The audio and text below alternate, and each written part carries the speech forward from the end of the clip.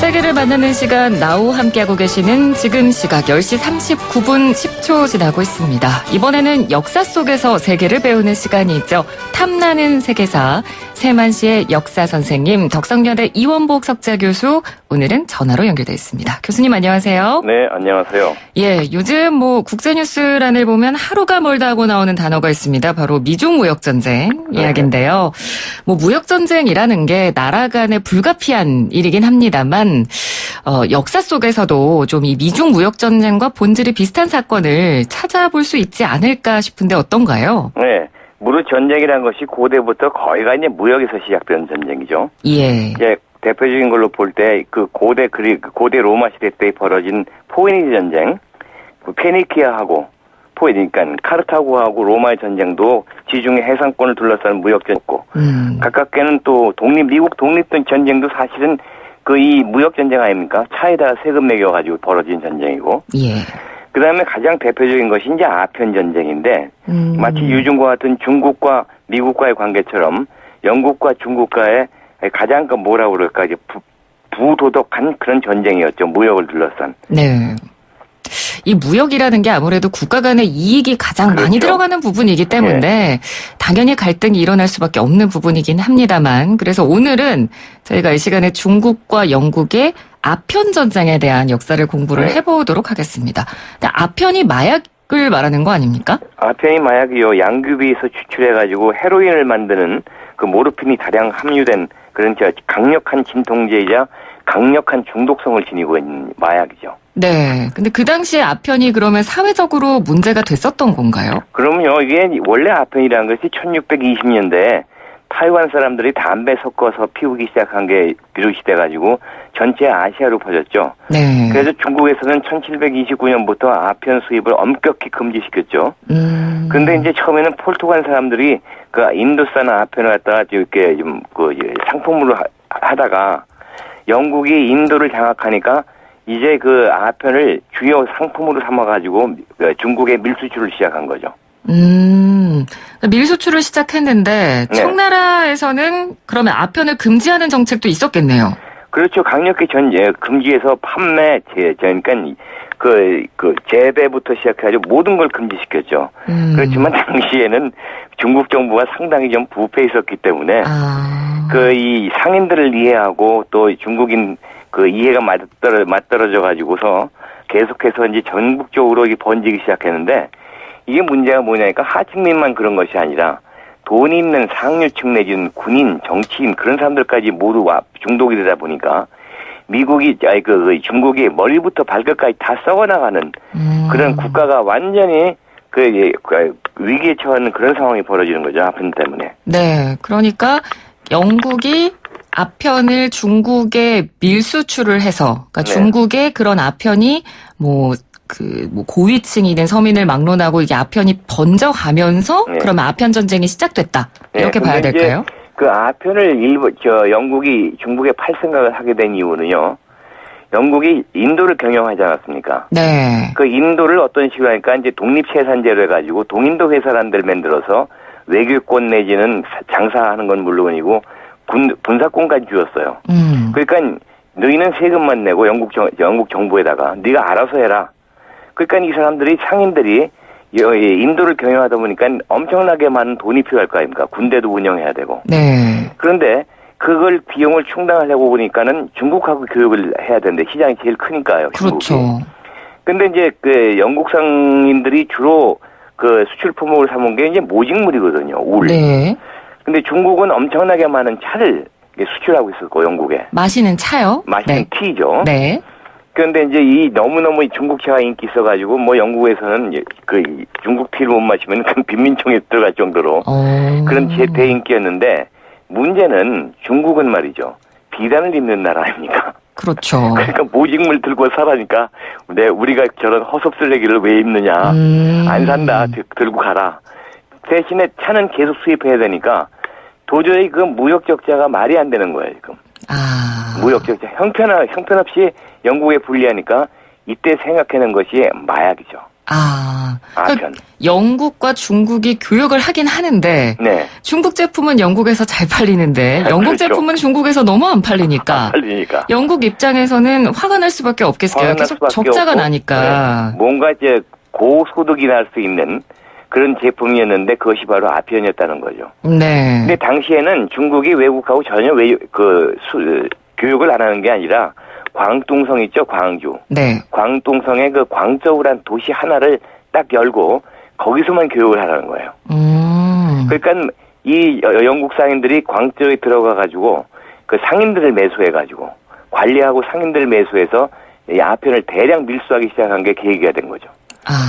그러니까 이제 그 중국에서 볼 때는 청나라에서 볼 때는 그 문제 아닙니까? 예. 그래서 임칙서라는 대신을 흠차 대신이라고 하는데 흠차 대신이라는 것이 황제의 전권을 위임받은 대신입니다. 예. 그 흠차 대신을 광둥성 광쪽으로 보내가지고 영국 상인들하고 협상을 합니다. 뭐 중국이 몰수했다고 그러는데 그건 사실이 아니고요. 네. 그 협상을 하는데 야 우리가 중국이 굉장히 이것 때문에 문제니까 네가 가지고 있는 아편하고 우리가 가지고 있는 T하고 바꾸자. 네. 차하고. 그래서 1대5 아편 하나에 차 5개를 바꾸라고. 네. 그래가지고 바꿨습니다, 일단. 네. 바꿔가지고 임직서가 모든 사람들이 보는 그 자리에서 그걸 폐기시켜버려버립니다. 예. 못 쓰게. 예. 근데 이것이 영국 상인들을 볼 때는 엄청난 고부가 가치가 있는 상품인데 1대5라는 게 말이 안 된다. 그래가지고 영국 정부에다가 이것을 물어달라고 했습니다. 네. 손해배상을. 네. 근데 영국 정부에서는 우리가 왜 그걸 물어주느냐. 그러면서 그걸 거절했거든요. 그래가지고 이제 상인들이 격분하고 굉장히 손해를 보니까 그중에 윌리엄 자딘이라는 상인이 하나 있었습니다. 예. 이 사람이 영국 의회에 가가지고 중국이라는 나라는 1대1 교육이 안 되는 나라다. 왜냐하니까 그 나라의 교육 전통은 이게 그 조공무역이기 때문에 네. 이것이 1대1 교육이 안 되기 때문에 우리가 중국을 열 수 있는 유일한 방법이 전쟁뿐이다. 그걸 주장을 하죠. 그래가지고서 이제 영국 의회에서 열띤 토론이 벌어졌는데 예. 한쪽은 이걸 반드시 국가의 이익을 위해서 열어야 된다.